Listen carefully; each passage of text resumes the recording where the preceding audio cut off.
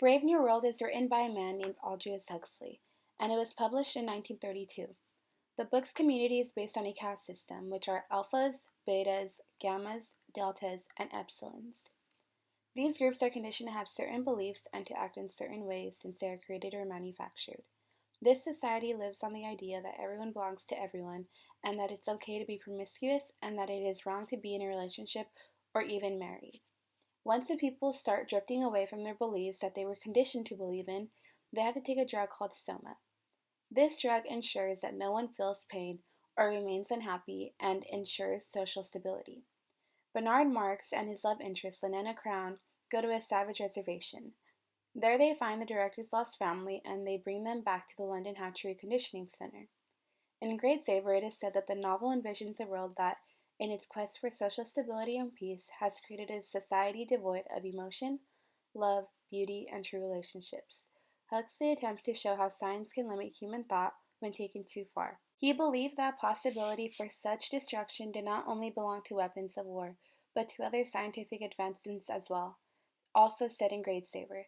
When the book was published, the audience reception is primarily negative. There were many people who didn't understand the novel's inference of philosophy. In an article by Britannica, many schools and libraries all over the world banned the novel, and even today it remains on the list of censored books. Parents and teachers argue that the novel's themes of promiscuity, self-harm, and overall negativity are not suitable for children. There are many modern social concerns and problems that Brave New World touches on. The three connections that I will be talking about is community, career, and education. After 10 minutes, the container was lifted off the liquor and its contents re-examined. How if any of the eggs remained unfertilized, it was again immersed. And if necessary yet again, how the fertilized ova went back to the incubators where the alphas and betas remained until definitely bottled. While the gammas, deltas, and epsilons were brought out again after only 36 hours to undergo Bokovinsky's process. The purpose of Bokovinsky's process is to clone embryos in order to create several identical humans similar to identical twins. The director says from 8 to 96 buds, and every bud will grow into a perfectly formed embryo, and every embryo into a full-size adult, said in Brave New World on page 7.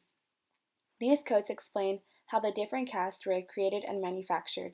These castes make up the community in Brave New World. At birth, each person is developed or conditioned to be a part of a certain group. Among these groups are different beliefs and conditioning that make up their happiness of their purpose. The happiness of all is ensured by genetic engineering, brainwashing, recreational sex, and tranquilizing drugs. The groups are ranging from best to worst: alpha, beta, gamma, delta, and epsilon. This is a makeup of the world state community because each caste is trying to maximize the greatest happiness for society as a whole. One main real-life example that community relates to are culture groups. Each culture group is said to believe in different things or raised differently. One big example of this is religion, or what they believe in. In the racial and ethnic composition data chart, 91% of Asians believe in Hinduism, 95% of blacks believe in historically black Protestant, 59% of Latinos believe in God and are absolutely certain of it, and 75% of blacks and 59% of Hispanics believe that their religion are important. This data is basically saying that different ethnic groups' beliefs. Another example is cultural differences in parenting. For example, white Americans, the parenting style most related to psychological well-being for adolescents is called authoritative parenting. Chinese culture is largely influenced by Confucian philosophy. This philosophy emphasizes respect for authority, devotion to parents, emotional restraint, and the importance of education. One other big thing that sets these culture groups apart is how they look. Just like how each group in the caste system looked a certain way, you can tell by this picture that each culture group in the real world have a general common look. The careers are based upon the caste system that the person is a part of. The different castes are alpha, beta, delta, gamma, and epsilons. The alphas are at the top of the caste system, which means that they have the most intelligent jobs, and as Lenina says in page 27, they are frightfully clever. For example, the director is an alpha and he is the person who runs the Central London Hatchery and Conditioning Center. The warden is also an alpha because he is the chief administrator of the reservation in New Mexico. In summary, the alphas have the highest power. If the caste system related to the real world, then the alpha would be the account manager. This is because the account manager is responsible for understanding their clients' long and short-term needs, while directing the company's resources and products to help meet those goals. The betas are the second highest in the caste system. However, they are not as smart as the alphas, but they are still smarter and more of use than the other three castes. On page 14 of Brave New World, when the tour was taking place, there was a job description of a beta mechanic who was busy with screwdrivers and spanners on the blood surrogate of a passing bottle. Some other jobs that betas do are the people who work in the hatcheries, like Lenena. In the real world of an office setting, the beta would take on the job of an office manager. This is because an office manager is in charge of the office and the only responsibility is just overseeing the daily working of an office. For example, this would kind of be like Dwight K. Schrute from The Office, who is the assistant to the regional manager. They have responsibility, but not as much as the alpha would have, and they are still higher than the other jobs. The gammas are the third highest, and they are moderately intelligent, and these people would be the ones who are work in the actual office. These jobs would be more of the data entry clerk, accounts payable clerk, and an office clerk. This caste is more of the common people. The deltas are the fourth highest in the caste system. In page 21 of Brave New World, it was said that the deltas couldn't go wasting the community's times over books. So because they don't like reading or learning, they are conditioned to like the manufacturing jobs, which means that they have the jobs of flying airplanes, serving upper class, and the other lower-ended jobs. A real-life office example of what type of job this would be is more of the receptionist or the mail deliverer. This is because in these types of jobs, they don't need any schooling to get the job. The last caste system are the Epsilons, and these people are looked down upon and have the worst jobs in Brave New World. In the process of making Epsilons, it is said in page 15 that they don't need any human intelligence. These real-life jobs would be more of the janitors or busboys. On page 26, Huxley actually refers to caste system of Epsilons as slaves. People in Brave New World start getting educated when they start getting older.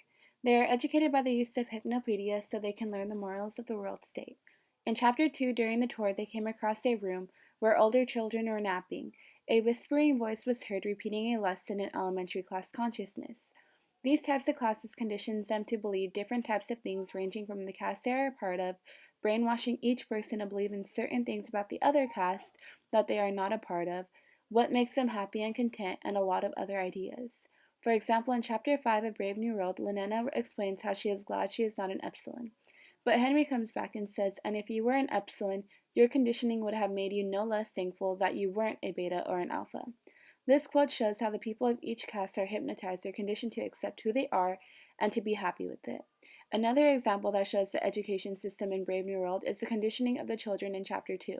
Children of the lower caste system are conditioned to hate books because the world state doesn't want the lower caste to waste their time and the community's time reading books when they work the lower-ended jobs. The way that they are conditioned is when the babies crawl toward the books and flowers, there is a huge alarm, and the babies get a mild shock.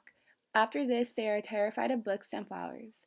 This type of conditioning isn't fair because it doesn't give someone the freedom to believe in what they want to believe in. The way we are educated in today's world is through a K-12 system. In an article called Understanding the American Education System, it explains that around age 6, U.S. children begin primary school, which is most commonly called elementary school. After elementary school, kids go on to middle school or junior high. And after they attend junior high, they have to attend high school. In order to get a higher education in college, students have to go through each school and get a good enough GPA or test scores to get into the college they apply to. A lot of good paying jobs require college, which means that if you want a good job, you have to go through the system.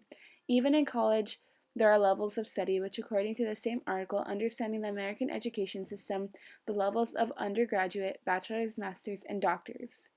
So our education system can go on to more than 20 years. Basically, we are always learning, if we personally want to. We are educated and based on what we learn, then we make up what we want to believe in and what we want to do with our own lives. We have that freedom to do whatever we want, but in Brave New World, they don't. They only have an ounce of freedom, and that is based within their caste system.